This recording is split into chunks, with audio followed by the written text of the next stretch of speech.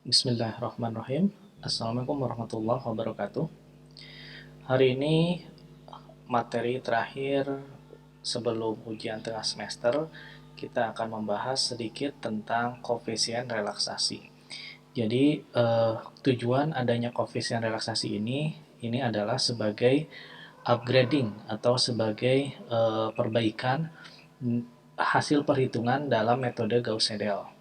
Nah, kita tahu bahwa dalam menggunakan beberapa metode untuk menyelesaikan set persamaan linear, ada yang menggunakan eliminasi Gauss, kemudian ada yang menggunakan metode matrik, kemudian ada yang menggunakan metode-metode iterasi Jacobi dan sebagainya. Nah, di dalam penyelesaian dengan menggunakan metode Gauss yang diturunkan kembali ke dalam metode Gauss-Seidel, ini ada beberapa uh, uh, istilahnya itu tingkat akurasinya masih terlalu rendah. Oleh karena itu, perlu ada suatu nilai konversi atau nilai konstanta yang akan memperbaiki nilai dari hasil perhitungan dalam eliminasi Gauss-Seidel. Nah, nilai ini disebut sebagai koefisien relaksasi. Jadi tujuan dari koefisien relaksasi ini adalah sebagai perbaikan konvergensi pada Gauss-Seidel. Nah, biasanya koefisien relaksasi dipilih sendiri berdasarkan masalah yang dihadapi. Sebagai contoh, jika sistem persamaan linear tidak konvergen, maka nilai koefisien relaksasi lambda ini bernilai antara 0 sampai dengan 1. Jadi nilai 0 sampai dengan 1 ini yang menentukan adalah user atau orang yang menulis kode program itu sendiri untuk melihat seberapa baik perbaikan yang harus diberikan, berapa nilai koefisien yang harus diberikan agar menghasilkan nilai yang memiliki perbaikan dalam koefisien Gauss-Seidel ini. Nah, nilai 0 sampai dengan 1 ini disebut sebagai under relaksasi. Kemudian nilai lambda antara 1 sampai 2 biasanya digunakan untuk mempercepat konvergensi suatu sistem persamaan yang konvergen. Ini disebut sebagai over relaksasi.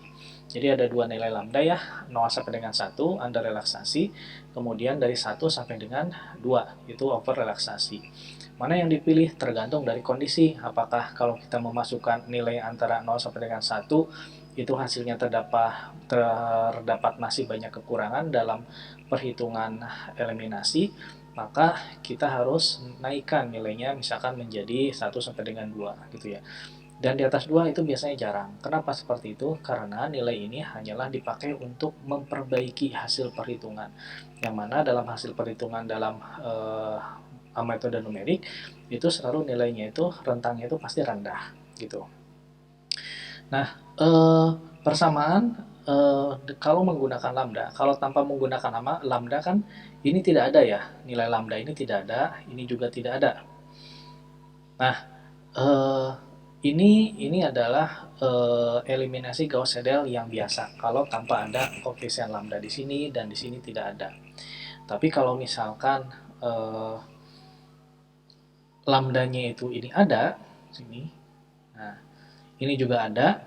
Nah, ini namanya perbaikan.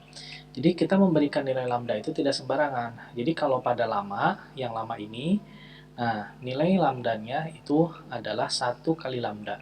Sedangkan yang lama ini kan lama yang artinya itu sebelum perhitungan. Jadi di dalam koefisien relaksasi ini ada di 3 kali perhitungan, lama min 1, ya lama min 1, nilai-nilai sebelumnya, nilai awal misalkan ini nilai hasil perhitungan pertama, ini baru nilai hasil perhitungan yang akan dicari yang baru. Nah, untuk lama min 1, maka nilai koefisiennya itu bukan lambda lagi, tapi 1 dikurangi lambda. Nah, kenapa harus seperti ini? Karena ini disinyalir kalau kita memberikan lambda, maka akan memberikan dampak nilai dari hasil perhitungan yang melebihi hasil yang mendekati sebenarnya.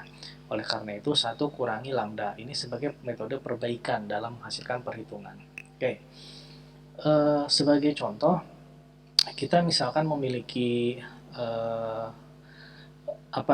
hasil perhitungan seperti ini. Ada iterasi ke 0, 1, 2, dan 3. Lalu ada nilai X-nya.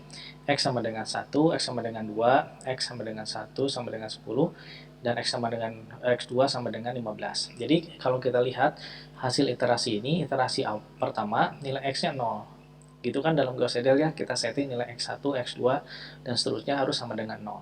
Lalu iterasi ke-1, nilai X1 dan X1-nya 10, X2-nya 15. Nah, nilai iterasi kedua, X1 6, X2 7,5. Nilai iterasi ketiga, X1 4, X2 3,75. Nah, ini adalah nilai iterasi atau perhitungan. Nah, dengan lambda, misal kita ingin menggunakan koefisien relaksasi. Kita ambil misalnya lambdanya itu 1,5.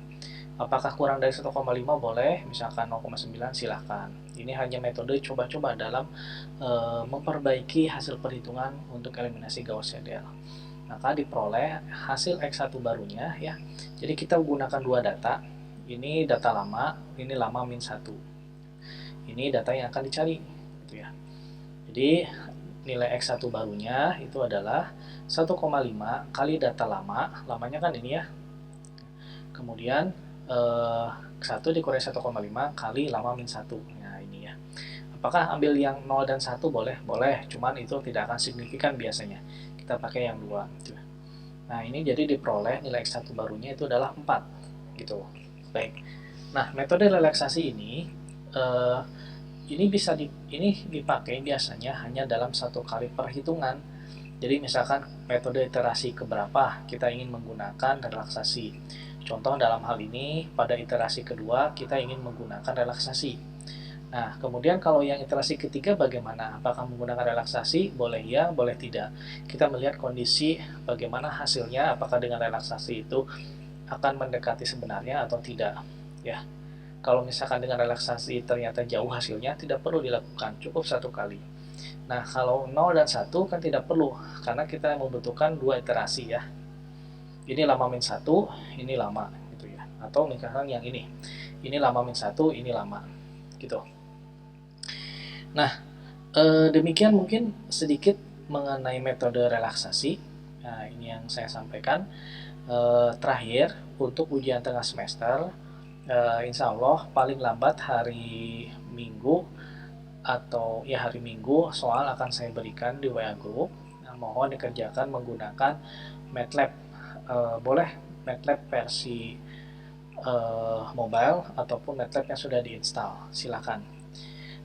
Soalnya ini nanti akan saya berikan satu kasus, sekitar 1 atau 2 kasus yang mungkin sudah dipelajari di perkuliahan ya. Nanti akan saya berikan, kemudian mohon soalnya dibaca, dipelajari, kemudian dijawab, dikumpulkan, diupload di Simple, di NeoSimple pada saat pelaksanaan UTS. Itu ya. Baik, demikian ini yang bisa saya sampaikan. Insya Allah soal UTS-nya tidak akan jauh-jauh dari contoh yang sudah ada. Paling saya hanya menambah satu variabel. Misalkan kalau di contoh misalkan X-nya sampai 3 ya, X1, X2, X3, saya nambah menjadi X4 gitu.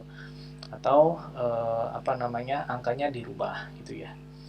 Baik, terima kasih. Ini materi yang bisa saya berikan sebelum UTS.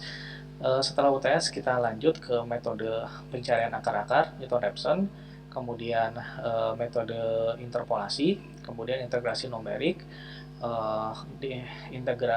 diferensial numerik, dan yang terakhir adalah metode bilangan acak yang disebut sebagai Monte Carlo. Ya. Baik, terima kasih. Assalamualaikum warahmatullahi wabarakatuh.